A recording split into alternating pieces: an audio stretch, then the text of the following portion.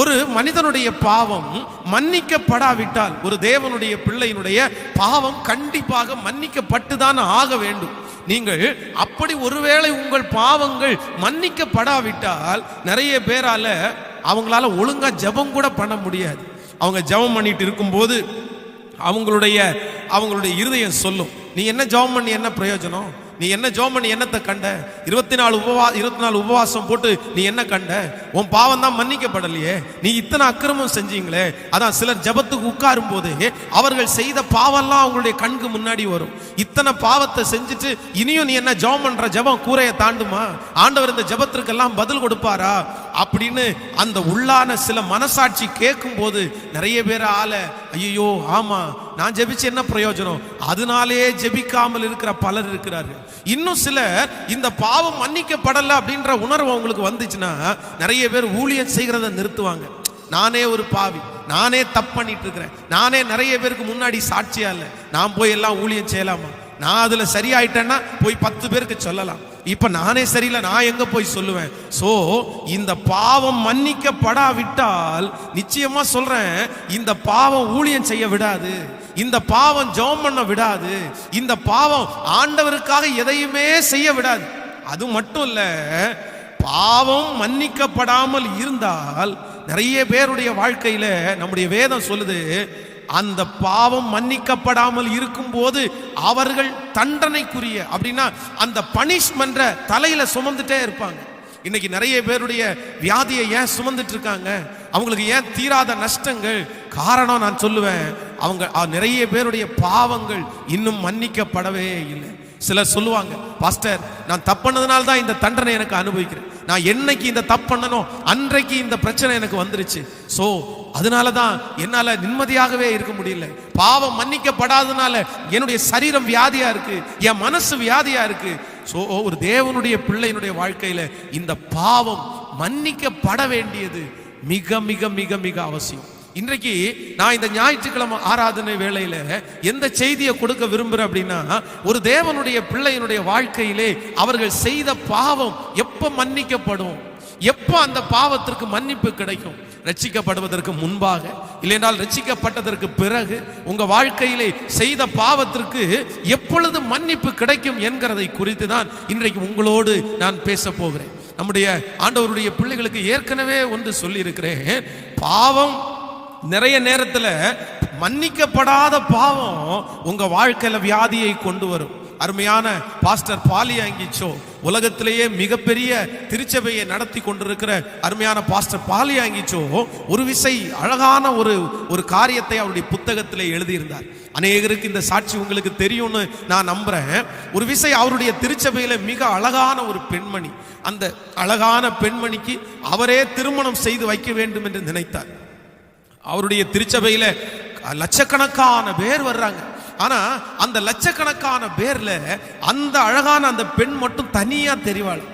இந்த பிள்ளைக்கு ஒரு நல்ல கணவனா, ஒரு நல்ல ஜெபிக்கிற பொண்ணு வேற, ஒரு நல்ல மகனை பார்த்து நம்ம திருமணம் செய்து வைக்கணும்னு முயற்சி எடுத்து அவரே ஒரு மாப்பிள்ளையை பார்த்து அந்த பொண்ணுக்கு அழகாய் திருமணத்தை செய்து வைத்தாராம். 2 பேரும் ரொம்ப அழகானவர்கள். அப்போ இந்த திருமணத்தை சந்தோஷத்தோட நடத்தி அவர் முடித்து ஒரு சில மாதங்கள் தாண்டினது. ஒரு சில மாதங்கள் தாண்டும் போது அவர் தன்னுடைய சபையிலே ஆலயத்தில் ஜெபிச்சிட்டு இருக்கும் போது திடீர்னு பார்த்தீங்க அப்படின்னா ஒரு குடும்பத்தில் ஒரு 4-5 பேர் அவர்கிட்ட ஜெபம் பண்ணணும்னு வந்திருக்காங்க. பார்த்தா இவர் அழகாய் திருமணம் பண்ணி வைத்த அந்த பொண்ணு அதனுடைய வாயெல்லாம் கோணையாகி அதனுடைய வாயிலிருந்து ஜொல்லு ஊத்திட்டு இருந்ததை பார்த்த உடனே இவர் அதிர்ச்சி ஆயிட்டார். அப்போ அவங்கள்ட்ட கேட்டாராம், என்ன ஆச்சு, ஏன் இந்த பிரச்சனை, நல்லா தானே திருமணம் பண்ணி வச்சேன், என்ன பிரச்சனை ஆச்சு? அவங்க எதுவுமே சொல்ல, என்னன்னே தெரியல அவளுக்கு திடீர்னு இப்படி ஆயிடுச்சு. அப்போ இந்த பொண்ணுகிட்ட பேச முடியாது. அந்த பொண்ணுகிட்ட சொன்னாராம், உனக்கு என்ன ஆச்சு, ஏன் இப்படி நடந்துருச்சு? பதில் எதுவும் தெரியாதனால போய் ஆண்டவருடைய சமூகத்தில் உட்கார்ந்தாராம். ஆண்டவரே, இந்த பெண் அழகான பெண்ணாச்சு, அப்பா நான் தானே இந்த பிள்ளைக்கு திருமணம் பண்ணி வச்சேன், ஆனா திடீரென்று இந்த பொண்ணு இப்படிப்பட்ட ஒரு சூழ்நிலைக்கு தள்ளப்படுவதற்கு என்னப்பா காரணம்? ஆண்டவர் உடனே சொன்னாராமா, அவள் தவறு செய்து விட்டாள், நீ அவளிடத்துல கேளு, என்ன செஞ்சேன்னு கேளு. அந்த காரியத்தை குறித்து அவள் செய்த அந்த பாவம் மன்னிக்கப்படாம அந்த வியாதியிலிருந்து அவள் விடுதலை ஆக முடியாதுன்னு ஆண்டவர் ஊழியக்காரனிடத்துல பேசினார். இவர் ஒரு பேப்பரை ஒரு பேனாவை எடுத்து அந்த பிள்ளையினுடைய கையில கொடுத்து, நீ என்ன நடந்துச்சு, ஏன் இந்த நிலைமைக்கு ஆளான, இப்படிப்பட்ட பிரச்சனை உனக்கு வர்றதுக்கு என்ன காரணம் அப்படின்னு எழுத சொன்னார். அப்பொழுது அந்த பெண் அவருக்கு எழுதி கொடுத்ததுல ஒரு ஆச்சரியமான ஒன்று எழுதப்பட்டுச்சான். சந்தோஷமாய் திருமண வாழ்க்கைக்குள்ள நுழைஞ்சேன். ஆனா நான் சந்தோஷமா உள்ள போகும்போது என்னுடைய கணவனாருடைய தாயார் என்னையும் என்னுடைய கணவனாரையும் ஒன்னா இருக்க விடவே இல்லை. 5 நிமிஷம் கூட நாங்க ஒன்னா பேசினது கிடையாது. காலையிலிருந்து அவர் வேலைக்கு போயிட்டு சாயந்தரம் வருவார். நான் எப்படியாவது ஆசையா அவரிடத்துல ஒரு வார்த்தை பேசலான்னு போகும்போது திடீர்னு அங்கிருந்து தன்னுடைய மகனை கூப்பிடுவாங்க. இவர் அப்படியே போவார். பல மணி நேரங்கள் அவரிடத்துல பேசுவாங்க. 2 பேருக்கும் தனி ரூம் அவங்க வச்சிருந்தாங்க. இதே போல பல மாதங்கள் என்னுடைய கணவனாரிடத்துல பேசவே முடியல என்னால. அப்ப நான் நினைச்சேன், இந்த கணவனாரிடத்துல நம்ம பேசணும்னா, இந்த கணவனாரை நம்ம நேசிக்கணும் அப்படின்னா, இந்த அவங்க அம்மா அப்பா 2 பேரும் இந்த இடத்த விட்டு போகாம நம்ம இந்த கணவனாரோட சந்தோஷமா வாழ முடியாதுன்னு நினைச்சு இவங்க 2 பேரையும் கொல்லுவதற்காக முயற்சி எடுத்து, அதனால ஒரு விஷ பாட்டில் ஒன்று வாங்கிட்டு வந்தேன். மத்தியானம் சமைச்சு அந்த சாப்பாட்டில் அந்த விஷத்தை கலந்து இவங்களுக்கு கொடுத்து கொன்றலாம் அப்படின்ற மாதிரி நான் நினைக்கும் போது அவ்வளவு சித்திரவதையை நான் அனுபவிச்சேன். அப்படி அந்த சாப்பாட்டில் அந்த விஷத்தை கலந்துட்டு இருக்கும்போது திடீரென்று எனக்கு இப்படிப்பட்ட ஒரு சூழ்நிலை வந்ததுன்னு அந்த கடிதத்தில் அவர் எழுதியிருந்தாராம். அவர் அதை படிச்சு பார்த்தோன்னு ஆச்சரியப்பட்டாராமா. ஐயோ ஆண்டவரே, இப்படி எழுதியிருக்க, நான் என்ன செய்வேன்னு சொல்லும்போது ஆண்டவர் பேசினாராமா, மன்னிப்பு கேட்க சொல், மனதார மன்னிச்சா அதுல இருந்து விடுதலை கிடைக்கும் அப்படின்னு ஆண்டவர் பேசினாராம். உடனே அந்த பெண்ணிடத்துல பாஸ்டர் சொன்னாராமா, ஆண்டவர் மன்னிக்க சொல்றாருமா, நீ மன்னிப்பு கேள். என்னால முடியாது, என்ன ரொம்ப கஷ்டப்படுத்திட்டாங்க. அவங்களால நான் மென்டலி நான் டிசார்டர் ஆயிட்டேன். நான் பைத்தியக்காரி மாதிரி மாறி போட்டேன். என் அழகெல்லாம் போச்சு, என் வாழ்க்கை போச்சு, என்னை இவ்வளவு கஷ்டப்படுத்திட்டாங்க. நான் இப்படியே செத்தா கூட பரவாயில்ல, நான் அவங்கள மன்னிக்கவே முடியாது. என்ன ஒரு நிமிஷம் நிம்மதியா வாழ விடல. இத்தனை மாசம் நான் கண்ணீரை மட்டும்தான் பார்த்தேன். ஆனா பாஸ் சொல்லிட்டாரா, இல்ல நீ மன்னிக்கப்படாம உனக்கு இந்த வியாதியிலிருந்து விடுதலை கிடைக்காது. அப்போ கடைசியில் அந்த பொண்ணு ஆண்டவருடைய சமூகத்துல மனதுக்குள்ள அழுது நான் செஞ்சது தப்பு தான், என்ன மன்னிச்சிருங்க ஆண்டவர், என்ன மன்னிச்சிருங்க ஆண்டவரே. கொஞ்சம் கொஞ்சமாய் உடனே விடுதலை ஆகிவிட்டது. தன்னுடைய மாமனாரிடத்துல மாமியாரிடத்துல மன்னிப்பு கேட்டு முழுவதும் சரியாகி அவங்க குடும்பம் சந்தோஷம் அடைந்தது என்று அவர் தன்னுடைய புத்தகத்திலேயே எழுதியிருந்தார். என் அன்பு தேவனுடைய பிள்ளையே, உங்களுடைய பாவம் கண்டிப்பாக மன்னிக்கப்பட்டே ஆக வேண்டும். உங்களுடைய பாவம் மன்னிக்கப்படாவிட்டால் சத்ரு உங்க வாசற் படியில படுத்து கிடப்பான். பாவம் மன்னிக்கப்படாவிட்டால் நிச்சயமா அந்த வியாதி உங்களை விட்டு மாறாது. ஆண்டவராகிய இயேசு கிறிஸ்து அவரிடத்திலே 4 பேர் சேர்ந்து கூரையை பிரித்து திமிர்வாதக்காரனை உள்ள இறக்குறாங்க. உள்ள இறக்குன உடனே அவர் அந்த இடத்துல என்ன சொல்றாரு தெரியுமா, உன் பாவங்கள் உனக்கு மன்னிக்கப்பட்டது. அப்பதான் அங்க இருக்கிறவங்க எல்லாரும் ஆண்டவருக்கு விரோதமா பேசுறாங்க. பாவங்களை மன்னிக்கிறதுக்கு இவர் யார் அப்படின்னு கேட்டாங்க. அப்பதான் ஆண்டவர் சொல்றாரு, பாவங்கள் மன்னிக்கப்படுகிறது என்கிறதா, உன் படுக்கை எடுத்துக்கொண்டு நட என்று சொல்கிறார். எது எளிது அப்படின்னு கேட்கிறாரு. அவன் ஃபர்ஸ்ட் அத்தனை ஆண்டுகளாக அவனிடத்தில் சரீரத்தில் இருந்த வியாதி எப்ப போச்சு அப்படின்னா, உன் பாவம் உனக்கு மன்னிக்கப்பட்டதுன்னு சொன்ன உடனே அவன் எழும்பி நடக்க ஆரம்பித்தான். அவனுடைய வியாதி அவனை விட்டு போய்விட்டது. இந்த ஞாயிற்றுக்கிழமை ஆராதனையிலே என்னோடு இருக்கிற ஆண்டவருடைய பிள்ளையே, கர்த்தர் உங்களை பார்த்துதான் பேசுகிறார். எப்போ சிலருடைய வாழ்க்கையிலே வியாதி எதனால வந்திருக்கிறது என்றால் பாவத்தினால. பாவம் கண்டிப்பாக சில நேரத்தில் வியாதியை கொண்டு வரும். சிலர் பாவத்தை செய்யும் போது அதனால ஒரு விளைவும் இல்லைன்னு நினைக்கிறாங்க. அதுல ஒன்னும் நம்மளை பண்ணாது, அந்த பாவம் ஒன்னும் செய்யாது அப்படின்னு நினைக்கிறாங்க. இல்ல வேதம் சொல்லுகிறது, பாவத்தின் சம்பளம் மரணம். பாவத்தின் சம்பளம் மரணம். இந்த ஜெபத்தை கேட்டுக்கொண்டிருக்கிற தேவ பிள்ளையே, தவறு செய்யும் போது ஒவ்வொரு நிமிஷமும் யோசிங்க.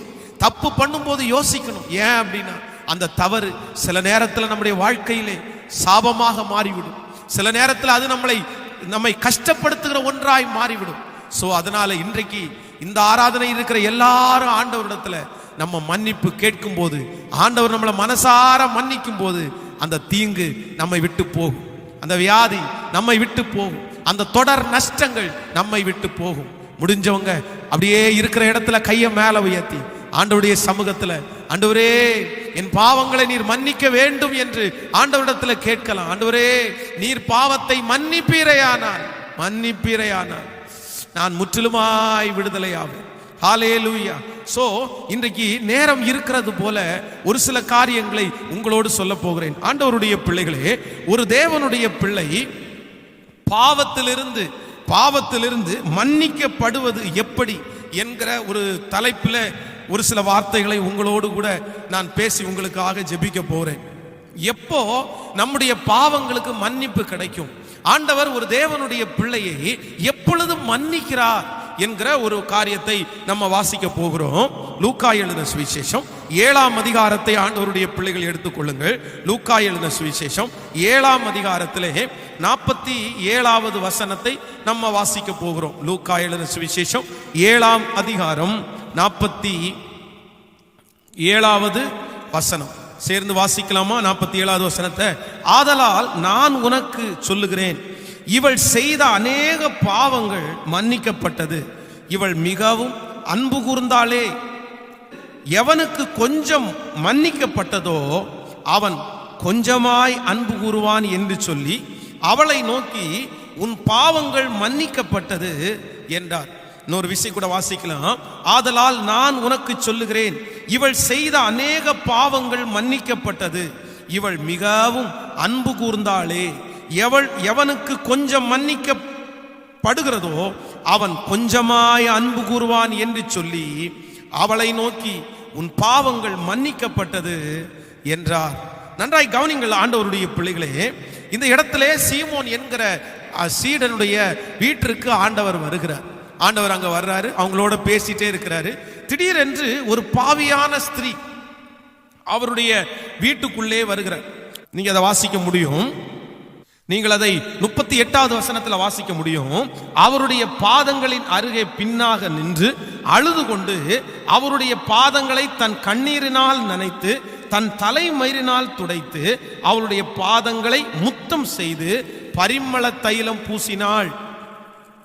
அவரை அழைத்த பரிசேயன் அதை கண்டபோது, இவர் தீர்க்கதரிசியாய் இருந்தால் தம்மை தொடுகிற ஸ்திரீ இன்னார் என்றும் இப்படிப்பட்டவள் என்றும் அறிந்திருப்பாள், இவள் பாவியாய் இருக்கிறாளே என்று தனக்குள்ளே சொல்லிக் கொண்டார். ஆண்டவருடைய பிள்ளைகளே, இந்த இடத்திலே ஆண்டவர் அந்த வீட்டிலே பந்தி இருக்கும்போது ஒரு ஸ்திரீ அவரை சந்திக்கும்படியாக வருகிறார்.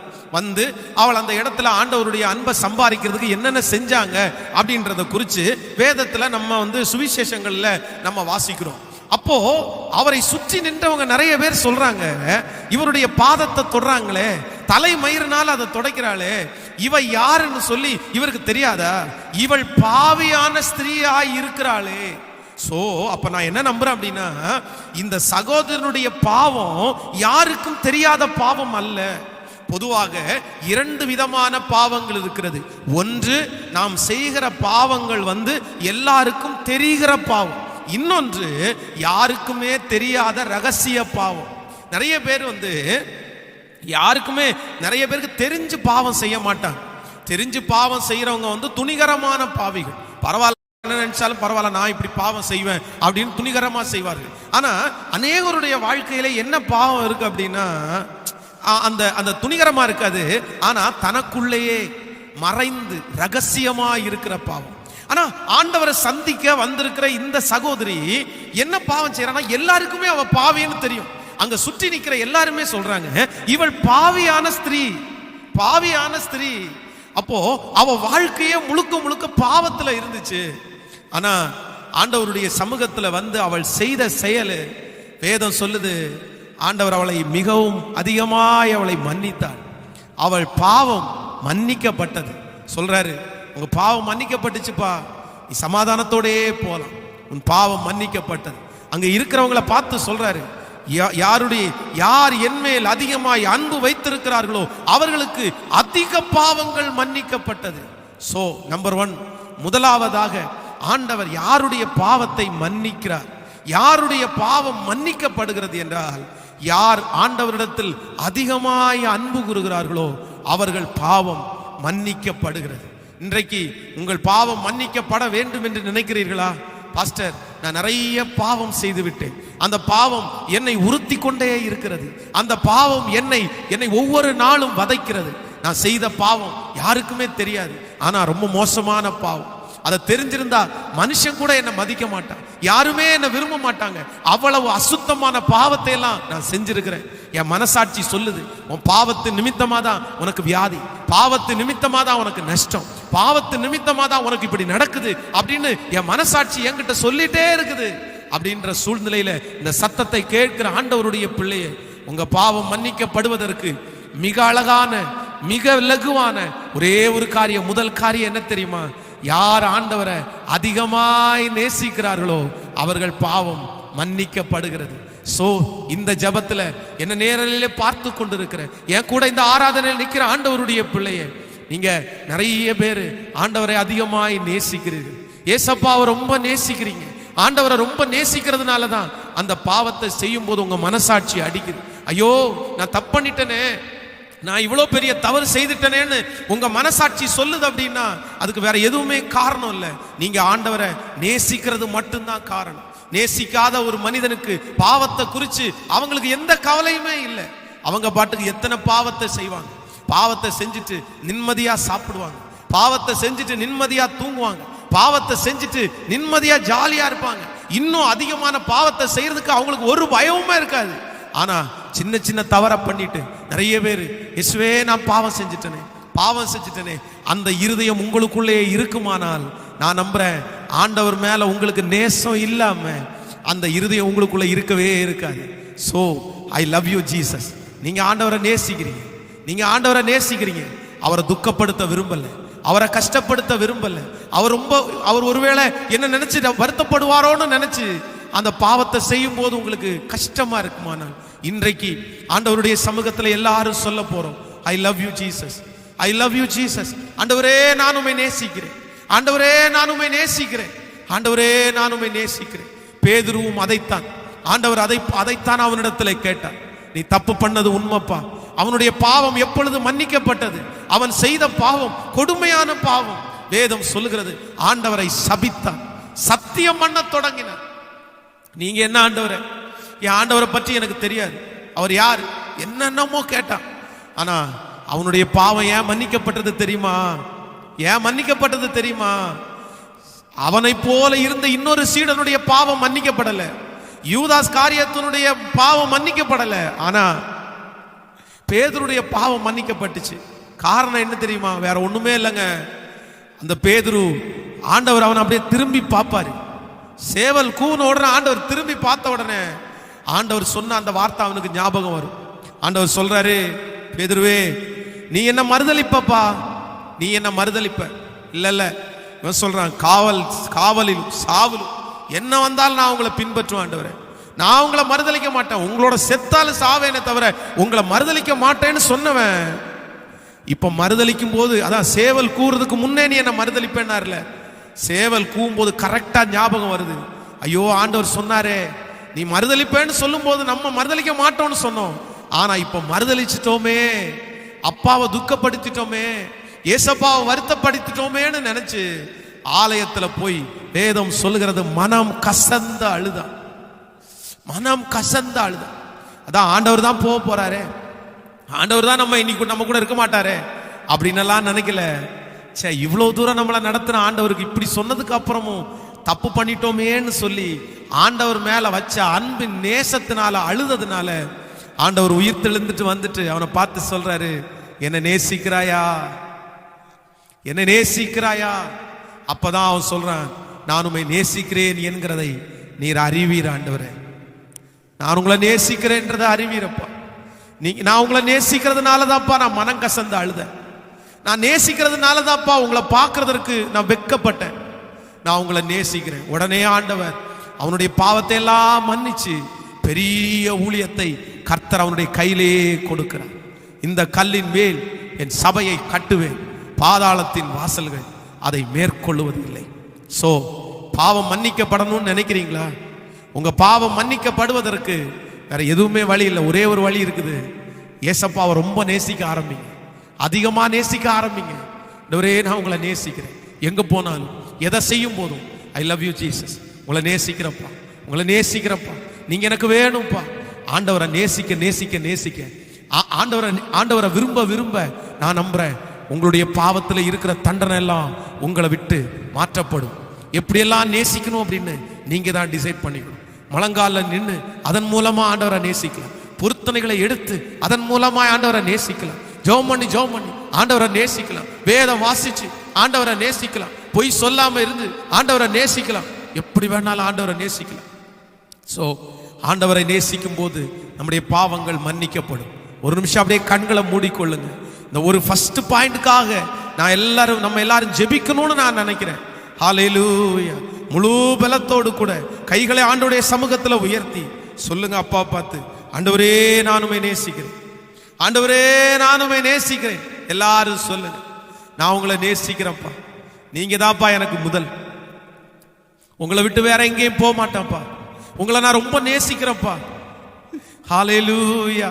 கைகளை உயர்த்தி ஐ love you Jesus, I love you Lord, I love you Lord. இந்த உலகத்தில் இருக்கிற எல்லாவற்றை பார்க்கல உங்களை நேசிக்கிறேன், என் சொந்தங்களை விட நேசிக்கிறேன், என் நண்பர்களை விட நேசிக்கிறேன். அப்பா நீங்க எனக்கு வேணும், நான் உங்களை நேசிக்கிறேன்ப்பா, நான் உங்களை நேசிக்கிறேன். Praise the Lord. சோ மிகப்பெரிய ஆசீர்வாதத்தை பெற்றுக்கொள்ளணும் தேவனுடைய பிள்ளை. அடிக்கடி மனசு உறுத்திட்டே இருக்கா, குத்திட்டே இருக்கா, நான் பாவி, கர்த்தரை நான் மன்னிச்சாரா இல்லையா தெரியலையே, எந்த டவுட்டும் வேணாம், நீ ஆண்டவரை மட்டும் ரொம்ப நேசிச்சே இருங்க, உங்க பாவங்கள் தானாய் மன்னிக்கப்பட்டுரும். அதான் சங்கீதக்காரனாகிய தாவீது சொல்லும்போது ரொம்ப அழகா சொல்றேன்.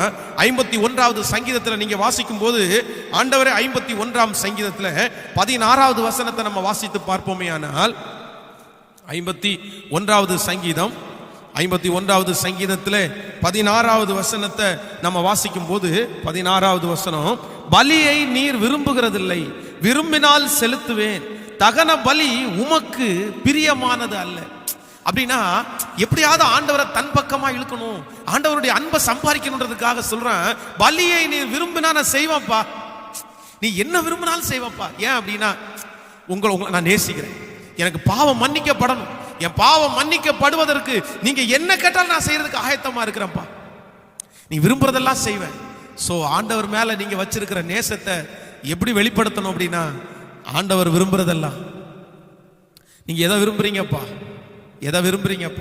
சிலருக்கு பாத்தீங்கன்னா அப்படிப்பட்ட உணர்வே இருக்க, அப்படி உணர்வா சிலர் இருக்க மாட்டாங்க, அப்படியே விட்டுருவாங்க. இல்ல ஆண்டவருடைய பிள்ளைகள் யாரும் அப்படி விடாதீங்க. இன்று இந்த இந்த இந்த காலங்களை ஆண்டவர் எதுக்கு அனுமதிச்சிருக்கிறார்னா, இப்படிப்பட்ட பெரிய ஒரு சூழ்நிலை இந்த பட்டணத்திற்கு, இந்த தேசத்திற்கு அனுமதிச்சிருக்கிறதுக்கு நான் நினைக்கிறேன், நிறைய பேர் உங்களுடைய பாவங்கள் முழுவதுமாய் மன்னிக்கப்படுவதற்காக. இன்னைக்கு உலகத்தில் இருக்கிற நேசம் மாயையாய் போகிறது. மனிதன் எந்த பாசத்திற்காக, எந்த நேசத்திற்காக, எந்த அன்பிற்காக மனுஷன் தன்னுடைய ஜீவனை கொடுக்கிறதற்கு கூட ஆயத்தமா இருக்கிறானோ, அந்த அன்பு இன்றைக்கு தூரமா இருக்கிறது, அந்த பாசம் இன்றைக்கு தூரமா இருக்கிறது. சோ ஒரே ஒருத்தர் மேல நம்ம வச்சிருக்கிற அன்பு, ஐ லவ் யூ ஜீசஸ், நான் உம்மை நேசிக்கிறேன். ஹல்லேலூயா, ஆமென் சொல்லுவோம். சோ நம்பர் 2, இரண்டாவதாக ஒரு தேவனுடைய பிள்ளையினுடைய பாவம் எப்பொழுது மன்னிக்கப்படுகிறது என்கிறதை குறித்து இரண்டாவது ஒரு காரியத்தை நம்ம வேதத்தை திறந்து நம்ம வாசிக்க போகிறோம். எல்லாரும் எடுத்துக்கொள்ளலாம். இரண்டாவதாக ஒரு தேவனுடைய பிள்ளையினுடைய பாவம் மன்னிக்கப்படுகிறது எப்போது? நீதிமொழிகள் 28வது அதிகாரத்தை நாம் எடுத்துக்கொள்ளலாம். நீதிமொழிகள் 28ஆம் அதிகாரத்துல 28ஆம் அதிகாரம் 13வது வசனத்தை நம்ம வாசிக்க போகிறோம். தன் பாவங்களை மறைக்கிறவன் வாழ்வடைய மாட்டான், அவைகளை அறிக்கை செய்து விட்டு விடுகிறவனோ இரக்கம் பெறுவான். இந்த வசனத்துல மிக அழகாக ஒரு வசனம் சொல்லுகிறது, பாவம் செய்கிற ஒரு தேவனுடைய பிள்ளை இரக்கத்தை சம்பாதிக்கிறது எப்படி, உங்கள் பாவம் எப்ப மன்னிக்கப்படும் என்று சொன்னால், ஆண்டவர் சொல்றாரு, உங்க பாவத்தை மறைச்சா கண்டிப்பா அதுல விடுதலை கிடைக்காது. நான் சொல்றேன், நம்முடைய பாவங்களை மனிதர்களிடத்துல மறைக்கலாம், மனிதர்களுக்கு உங்களுடைய பாவங்களை சொல்ல வேண்டிய அவசியம் இல்லை. நான் உங்களுக்கு பல விஷயம் உங்களுக்கு சொல்லி இருக்கிறேன். மனுஷனிடத்துல உங்க பாவத்தை சொல்றதுனால மனுஷங்க ஒன்னும் செய்ய முடியாது, அவங்க மனுஷங்க தான், அவங்கள்ட்ட உங்க பாவத்தை எதுக்காக நீங்க சொல்லணும்? வேண்டாம். ஆனா நீங்க மனிதர்களிடத்துல உங்களுடைய பாவத்தை நீங்கள் மன்னித்தாலும் நீங்க யார்கிட்ட பாவத்தை மறைக்க முடியாதுன்னா, ஆண்டவரிடத்துல உங்க பாவத்தை மறைக்க கூடாது. நிறைய பேர் அப்படிதான், பாவங்களை வந்து ஆண்டவருடைய சமூகத்துல நிறைய பேர் அப்படியே மறைச்சிருவாங்க, ஆண்டவரிடத்துல சொல்ல மாட்டாங்க. ஆண்டவரிடத்துல போய் முழங்கால் படியிடும் போதே நீதிமான்களை மாதிரி தான் சிலர் நம்ம சொல்லுவோம், ஆண்டவரே நான் அப்படி பண்ணி இருக்கிறப்ப. அதான் 2 பேர் தேவாலயத்திற்குள்ளே போய் ஜெபம் பண்றாங்கல்ல, ஒருத்தன் சொல்றான்ல, ஆண்டவரே நான் அப்படி செஞ்சேன் இப்படி செஞ்சேன் அப்படின்னு சொல்லி. அதே மாதிரி நிறைய பேர் தேவாலயத்திற்குள்ளே தேவனுடைய சமூகத்துல போய் நிற்கும் போது நான் வந்து அப்படி செஞ்சேன்ல ஆண்டவரே, இப்படி பண்ணல ஆண்டவரே அப்படின்னு தான் சொல்லுவாங்க. நன்றாய் கவனித்துக் கொள்ளுங்கள். அந்த 2 பேர் தேவாலயத்திற்குள்ளே ஜெபம் பண்ண போகும்போது ஒருவன் தன்னுடைய பாவத்தை ஆண்டவரிடத்துல அவன் வந்து பாவம் செஞ்சானோ இல்லையோ அவன் அதை மறைச்சான். ஆனா ஒரே ஒருத்தன் என்ன சொல்றான்னா, பாவியாய என்மேல் கிருபையாயிரு. மறைக்கல, நான் எதையுமே மறைக்கல, என்னால முடியலப்பா, நான் தப்பு செஞ்சிட்டப்பா, நான் அப்படியெல்லாம் பண்ணிட்டப்பா. ஆண்டவருடைய சமூகத்துல தன்னுடைய பாவங்களை அறிக்கை செய்த, நான் அப்படி பண்ணிட்டேன்ப்பா, நான் இப்படி பண்ணிட்டேன்ப்பா, நான் இதை செஞ்சிட்டேன்ப்பா. அதுவும் சிலர் என்ன நினைக்கிறாங்க அப்படின்னா, ஆண்டவருடைய சமூகத்துல போய் வந்து ஒரு காரியத்தை ஒரு தப்பை பண்ணிட்டு போய் மன்னிப்பு கேட்கறதுக்காக சிலர் மன்னிப்பு கேட்பாங்க. எப்படி மன்னிப்பு கேட்பாங்கன்னா, போய் மன்னிப்பு கேட்கும்போது ஆண்டவரே இந்த மாதிரி நான் ஒரு பொய் சொல்லிட்டேன், ஏசப்பா என்ன மன்னிங்க ஏசப்பா, இயேசுவின் நாமத்தில் பிதாவே ஆமென். ஓ ஆண்டவரே அவ்வளவுதான், கர்த்தர் மன்னிச்சிட்டார். நன்றாய் கவனித்துக் கொள்ளுங்கள் ஆண்டவருடைய பிள்ளைகளே, மிக மிக இதை மிக கவனமாய் நீங்க அவ்வளோ பெரிய தவறை செஞ்சுட்டு, அதான் பாவங்களில் நிறைய பாவங்கள் வித்தியாசமா இருக்குது. சில பாவங்கள் மன்னிக்கப்படுகிற பாவங்கள், அதான் மரணத்திற்கு ஏதுவான பாவம், மரணத்திற்கு ஏதுவில்லாத பாவம் அப்படின்னு 2 பாவம் இருக்குது. அப்படின்னா சில பாவம் கொடுமையான பாவம், அது மன்னிக்க முடியாத அளவுக்கு கொடுமையான பாவம். சில பாவம் சாதாரணமாய் அப்படி அந்த மாதிரி பாவங்கள் கூட இருக்குது.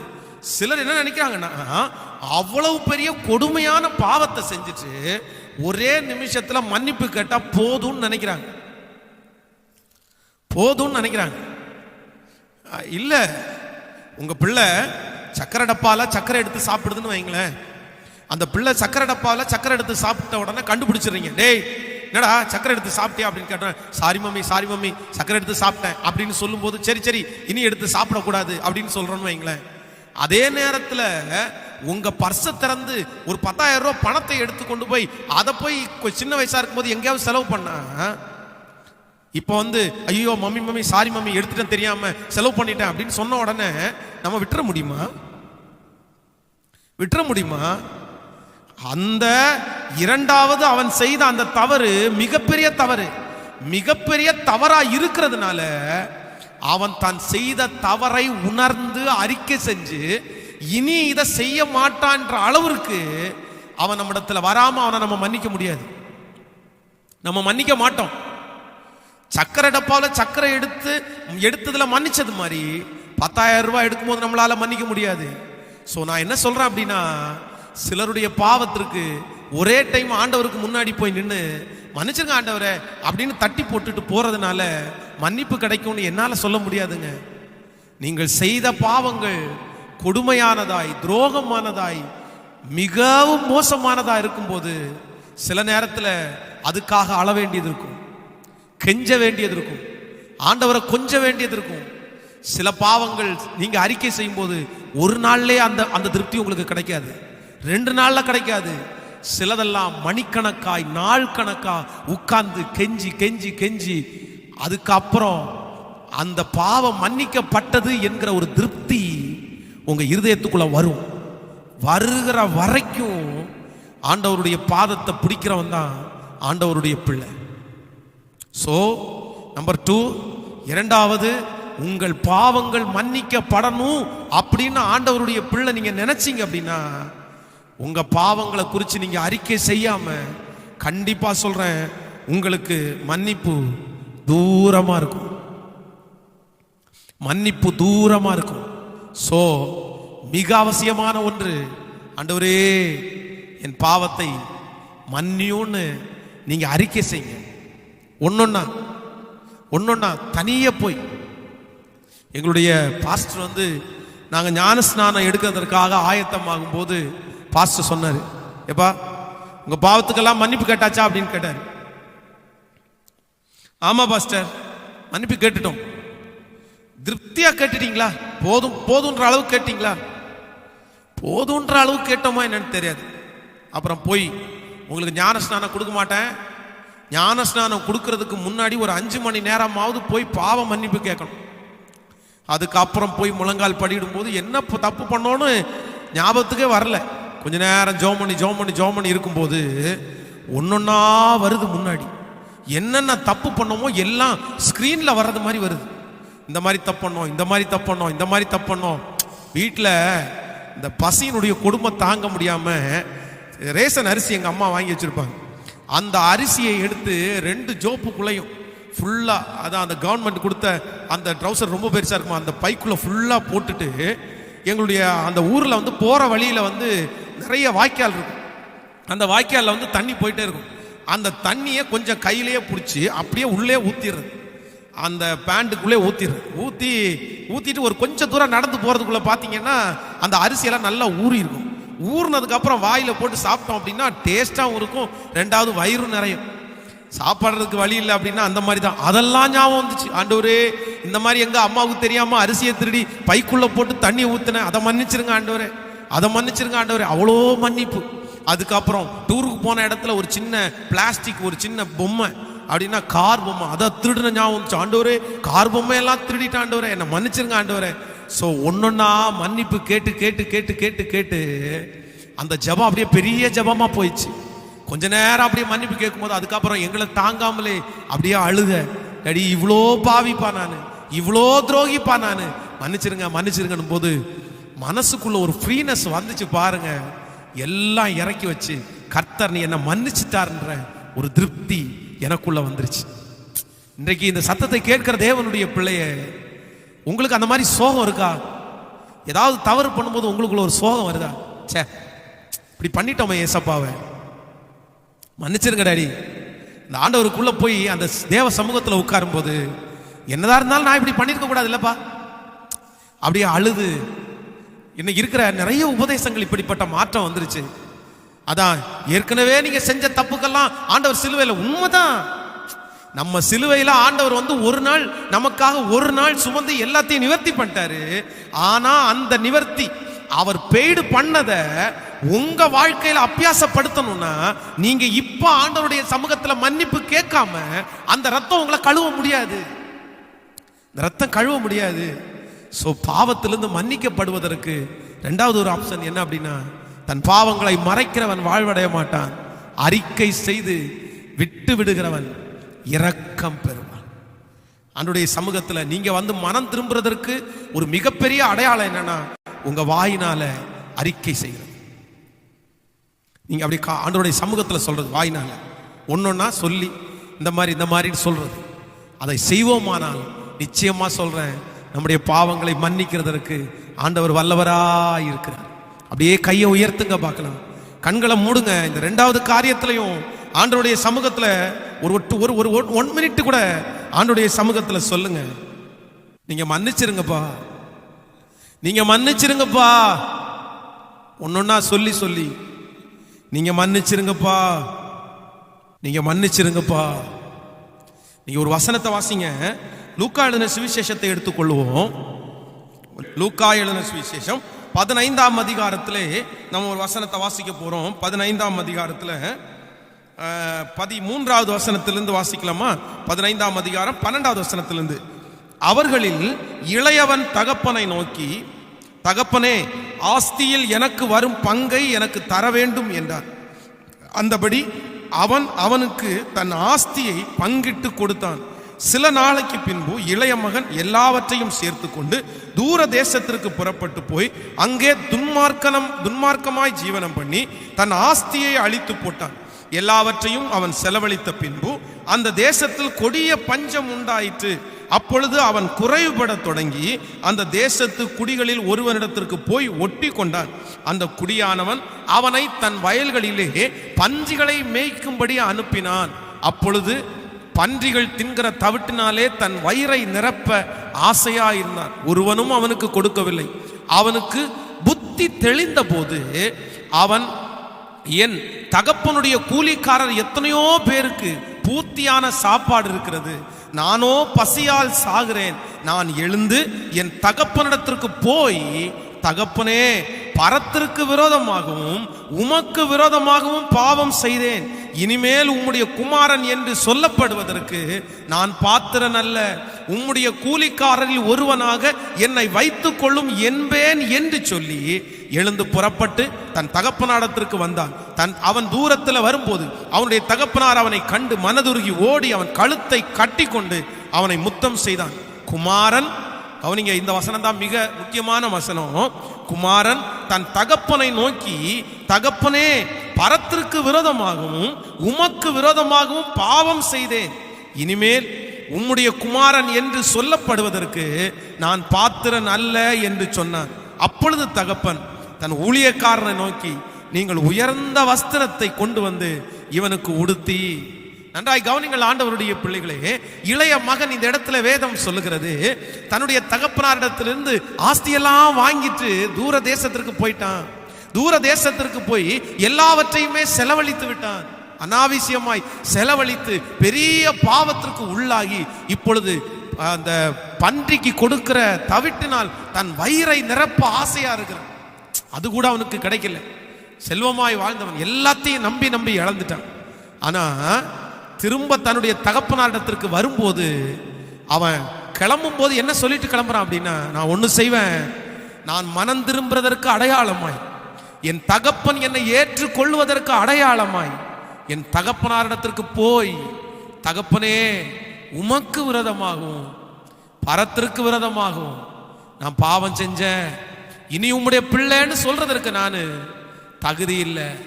அவருடைய தகப்பன் அதை காது கொடுத்து கேட்டாரோ இல்லையோ, அதற்கு பிறகு அவனுக்கு எல்லாவற்றையும் அவனுடைய தகப்பனார் அவனுக்கு கொடுத்துட்டாரு. ஆனா வேதம் சொல்லுது, இளைய குமாரன் பாவ அறிக்கை செய்தார். சோ மிக முக்கியமானது, ஒருவேளை இந்த ஆராதனையில வந்திருக்கிற ஆண்டவருடைய பிள்ளைகளே, நீங்க இதுவரைக்கும் பாவ மன்னிப்பினுடைய நிச்சயத்தை பெறாதவர்களா இருக்கலாம். நீங்க செய்த பாவங்கள் உங்களுடைய கண்களுக்கு முன்பாக வந்து கொண்டே இருக்கலாம். அந்த பாவங்கள் உங்களை மிகவும் கஷ்டப்படுத்தி கொண்டே இருக்கலாம். நான் இவ்வளவு பிரச்சனை பண்ணேன், எனக்கு இதான் காரணம், ஐயோ நான் தப்புன்னு கண்ணுக்கு முன்னாடி வந்துட்டே இருக்கலாம். ஆனா நான் நம்புறேன், இந்த காலங்களை ஆண்டவர் உங்களுக்கு கொடுத்திருக்கிறார். அதற்காக பயப்பட வேண்டாம். நம் தேவன் பாவங்களை மன்னிக்கிறவர். நம் தேவன் பாவங்களை மன்னிக்கிறவர். இந்த இளைய குமாரனை போல தகப்பனாரிடத்திற்கு போய், நீங்க ஒருவேளை தூரத்துல இருக்கலாம், ஆண்டவருடைய அன்பை விட்டு பிரிஞ்சு தூரத்துல இருக்கலாம், பழையது மாதிரி ஆண்டவருடைய அப்பாட்ட நீங்க இல்லாம இருக்கலாம். ஆனா திரும்ப அப்பாட்ட ஓடி வந்து நீங்க இந்த காலங்களில் டைம் கிடைக்கும் போதெல்லாம் ஏசப்பா சமூகத்துல அப்படியே உட்கார்ந்து, டாடி உங்களுக்கு விரதமா பாவம் செஞ்சப்பா, நீங்க இத்தனை செஞ்சும் நான் உங்களுக்கு துரோகம் பண்ணிட்டப்பா, நீங்க இவ்வளவு என்ன நடத்துறீங்க, ஆனா நான் நீங்க பிடிச்ச அளவுக்கு வாழலப்பா, ஒன்னொன்னா சொல்லி சொல்லி சொல்லி சொல்லி என்ன மன்னிச்சிருங்கப்பா, என்ன மன்னிச்சிருங்கப்பா, என்ன கழுவி இருங்கப்பா, என் கண்களை நீங்க மன்னிச்சிருங்கப்பா, என் வாயை மன்னிச்சிருங்கப்பா, என் கைகளினால பாவம் செஞ்ச மன்னிச்சிருங்கப்பான்னு சொல்லி நீங்க ஆண்டவருடைய பிள்ளைகள் பாவ அறிக்கை செய்வீர்களே, ஆனால் ஆண்டவர் உங்களை விடுதலையாக்க வல்லவரா இருக்கிறார். இந்த ஒரு வசனம் அல்ல, வேதத்துல பல சம்பவங்கள். தானியேலை குறித்து தானியேலுடைய தீர்க்கதரிசன புஸ்தகத்தில் நீங்கள் வாசிக்கும் போது மிக அழகாய் சொல்லப்பட்டிருக்கிறது. தானியேல் சொல்லும் போது, எங்கள் தகப்பன் வீட்டாரும் நாங்களும் பாவம் செய்தோம், மன்னிங்க ஆண்டவரே. தேசத்துல அவ்வளவு பெரிய தீங்கு நடந்துட்டு இருக்கும் போது தன் தேசத்திற்காக திறப்புல நிற்கும் போது சொல்றான், ஆண்டவரே மன்னியும் அப்படி சொல்றான். நீங்கள் நெகேமியாவின் புஸ்தகம் 9ஆம் அதிகாரம் 2வது வசனத்தை எடுத்து வாசிக்கும் போது அங்கேயும் தேவனுடைய மனுஷன், ஆண்டவரே எங்களை மன்னியும் ஆண்டவரேன்னு. அது மட்டுமல்ல, சங்கீதக்காரனுடைய ஒரு வசனத்தை கூட நம்ம வாசிச்சு நம்ம ஜெபிக்க போறோம். 2 நாளாகமும் எடுத்துக்கொள்ளலாம். 2 நாளாகமத்தில் 6ஆம் அதிகாரத்தில் 26வது வசனத்தை நம்ம வாசிக்க போகிறோம். 2 நாளாகமும் 6ஆம் அதிகாரம் ஸ்தோத்திரம் 26வது வசனத்தை சேர்ந்து வாசிக்கலாம். அவர்கள் உமக்கு விரோதமாய் பாவம் செய்ததினால் வானம் அடைபட்டு மழை பெய்யாதிருக்கும் போது அவர்கள் இந்த ஸ்தலத்திற்கு நேராக்க விண்ணப்பம் செய்து உம்முடைய நாமத்தை அறிக்கை பண்ணி தேவரீர் தங்களை கிளேசப்படுத்து தங்கள் பாவங்களை விட்டு திரும்பினால் பரலோகத்தில் இருக்கிற தேவரீர் கேட்டு உமது அடியாரும் உமது ஜனமாகிய இஸ்ரவேலும் செய்த பாவத்தை மன்னித்து அவர்கள் நடக்க வேண்டிய நல்வழியை அவர்களுக்கு போதித்து தேவரீர் உமது ஜனத்திற்கு சுதந்திரமாய் கொடுத்த உமது தேசத்தில் மழையை கட்டளையிடுவீராக. கவனிங்க, இந்த இடத்துல தேசத்துல பஞ்சங்கள் மாறி தேசத்துல சேமம் வரணும்னா கூட தேவனுடைய மனுஷன் எப்படி ஜெபம் பண்றான்னா, அவருடைய பாவத்தை நீர் மன்னிப்பீரே ஆனால் எங்க தேசத்திற்கு ஒரு சேமம் கடந்து வரும் என்று சொல்லுகிறார். சோ இன்றைக்கு இந்த ஆராதனை வேளையில உங்களுக்காக நான் ஜெபிக்கிறதுக்கு ஆசைப்படுறேன். இன்று மாலையிலே நமக்கு சரியாக 5 மணிக்கு நம்முடைய உபவாச ஜெபத்தினுடைய நிறைவு விழாவை இன்றைக்கு நம்ம கொண்டாட போறோம். ஆண்டவருடைய பிள்ளைகளை, இந்த ஆராதனை நேரத்தில் எல்லாருடைய பாவங்களை மன்னிக்கிறதுக்கு இயேசுனுடைய ரத்தம் நம்மத்திலே கடந்து வரப்போகிறது. உங்களுடைய இல்லங்கள்ல கடந்து வரப்போகிறது, உங்களுடைய வீடுகள்ல கடந்து வரப்போகிறது. ஆண்டவர் உங்களுடைய பாவங்களை எல்லாம் கர்த்தர் மன்னிப்பேன் என்று கர்த்தர் வாக்கு கொடுக்கிறார். சோ எப்ப ஆண்டவர் நம்முடைய பாவத்தை மன்னிப்பார் என்று சொன்னால் 2 காரியத்தை உங்களோடு சொன்னேன். முதலாவதாக நம்பர் 1, யார் அதிகமாய் ஆண்டவரிடத்திலே அன்பு செலுத்துகிறார்களோ அவர்கள் பாவம் மன்னிக்கப்படுகிறது. இவள் என்னிடத்திலே அதிகமாய் அன்பு கூர்ந்தாளே, அதனால் அவள் செய்த அநேக பாவங்கள் மன்னிக்கப்பட்டது. So I love you Jesus. ஆண்டவரே, நான் உம்மை நேசிக்கிறேன், நான் ரொம்ப நேசிக்கிறேன். நீங்க ரொம்ப தப்பு பண்ணீங்களா, ரொம்ப ஆண்டவரை நேசிங்க, ரொம்ப ஆண்டவருக்கு விரோதமா செய்யுங்க, ரொம்ப ஆண்டவரை நேசிங்க. உங்களை நான் ரொம்ப நேசிக்கிறேன், ரொம்ப நேசிக்கிறேன், ரொம்ப நேசிங்க. சோ நீங்க தப்பு பண்ணிட்டீங்களா, நம்பர் 2, ஒவ்வொன்றா தனியா போய் ஆண்டவருடைய சமூகத்தில் அழுது அழுது அழுது தன் பாவங்களை நான் மறைக்க விரும்பலப்பா. ஆனா ஆண்டவர் மறைப்பார். நீங்க செய்த பாவத்தை ஆண்டவர் மறைச்சிருவாரு. மறைச்சதுனாலதான் நம்ம நிறைய பேர் இன்னைக்கு சந்தோஷமா வாழ்றோம். ஆண்டவர் மட்டும் நம்ம செஞ்ச பாவத்தை மற்றவங்களுக்கு காமிச்சா நம்ம தளர்ந்து முறிந்து நடக்க முடியாது. ஆண்டவர் மன்னிச்சிட்டாரு, ஆண்டவர் மன்னிச்சிட்டாரு, ஆண்டவர் அப்படியே மறைச்சு வச்சிருக்கிறாரு. ஆனா நம்ம ஆண்டவருடைய சமூகத்துல ஓப்பனா இருதயத்தின் ஆழத்திலிருந்து இந்த தவறை நான் பண்ணதை என்னை மன்னிச்சிருங்கன்னு சொல்லி நீங்கள் அறிக்கை செய்வீர்களே, ஆனால் அதுவும் திருப்தியாகிற வரைக்கும் நீங்கள் அறிக்கை செய்வீர்களே, ஆனால் நிச்சயமா சொல்றேன், பாவத்தினால வந்திருக்கிற வியாதியா இருந்தாலும் பிரச்சனையா இருந்தாலும் இழப்பா இருந்தாலும் திரும்பவும் கர்த்தர் பாவத்தை மன்னித்ததற்கு பிறகு இளைய குமாரனுக்கு இழந்து போன மகனுடைய ஸ்தானம் கிடைச்சது போல, இழந்து போன வஸ்திரம் கிடைச்சது போல, இழந்து போன மோதிரமும் பாதரட்சியும் திரும்ப கிடைச்சது போல, இழந்து போன சந்தோஷம் திரும்ப கிடைச்சது போல உங்களுக்கும் இழந்து போனதை கர்த்தர் திரும்ப தருவேன் என்று வாக்கு கொடுக்கிறார். ஹல்லேலூயா. எத்தனை பேர் ஆயத்தமா இருக்கிறீர்கள்? எத்தனை பேர் ஆயத்தமா இருக்கிறீர்கள்? உங்களுடைய முழங்கால்களை ஆண்டவருடைய பிள்ளைகள் எல்லாரும் முடிந்தவர்கள் முழங்காலில் நின்று, முடியாதவர்கள் ஆண்டவருடைய சமூகத்தில் எழும்பி நின்று இன்னைக்கு ஒரே இந்த ஆராதனை வேளையில ஒன்றுதான் ஆண்டவரிடத்துல கேட்க போகிறோம்.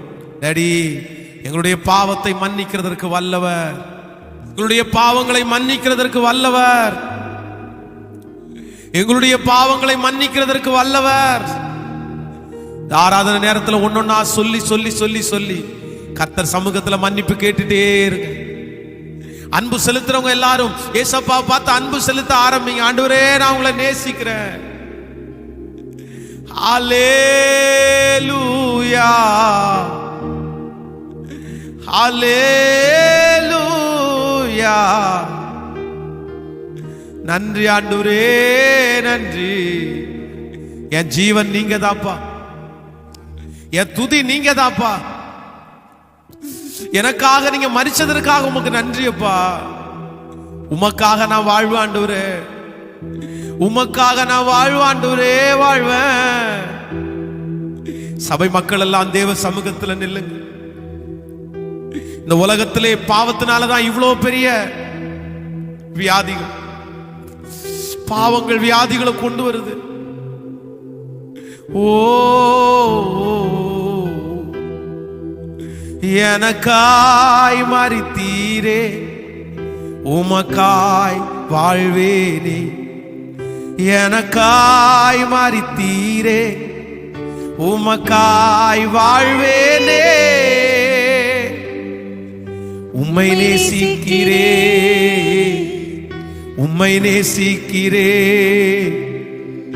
உம்மை நேசிக்கிறே, உம்மை நேசிக்கிறே, உம்மை நேசிக்கிறே, உம்மை நேசிக்கிறே, உம்மை நேசிக்கிறே, உம்மை நேசிக்கிறே. ஜீவன் நீர்தானே, என் துதியும் நீர்தானே. சொல்லுவோம். என் ஜீவன் நீர்தானே, ஓ என் துதியும் நீர்தானே. இப்ப சொல்லுவோம். எனக்காய் மரித்தீரே, உமக்காய் வாழ்வேனே. எனக்காய் மரித்தீரே, உமக்காய் வாழ்வேனே. உம்மை நேசிக்கிறே, உம்மை நேசிக்கிறே, உம்மை நேசிக்கிறே, உம்மை நேசிக்கிறே. அப்பனே உம்மை நேசிக்கிறே. ஹalleluya. சொல்லிக்கொண்டே சொல்லிக்கொண்டே நேசிக்கிறே. ஓ உம்மை நேசிக்கிறே.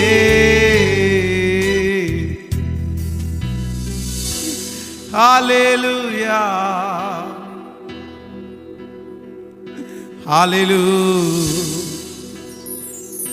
என் பாவங்கள் பாராமல் உங்க முகத்தை மறைச்சீங்களே, முகத்தை மறைத்தீரே. எங்க மீறுதல் எண்ணாமல் என் மீறுதல் எண்ணாமல் கிருபை அளித்தீரே. திரும்ப திரும்ப சொல்லுங்க பார்க்கலாம். எங்க பாவங்களை நீங்க பார்க்கலப்பா, உங்க முகத்தை மறைச்சீங்க. எங்க மீறுதல்களை எண்ணாம கிருபை அளிச்சீங்களே அப்பா. கிருபை ஓ மன்னியும் என்றேனே, மன்னியோம் என்றேனே, மறந்தேன் என்றீரே. சொல்லுங்க. மன்னியோ என்றேனே, மறந்தேன் என்றீரே. ரெண்டு கையை மேல உயர்த்தி நான் உம்மை நேசிக்கிறேன், உம்மை நேசிக்கிறேன்.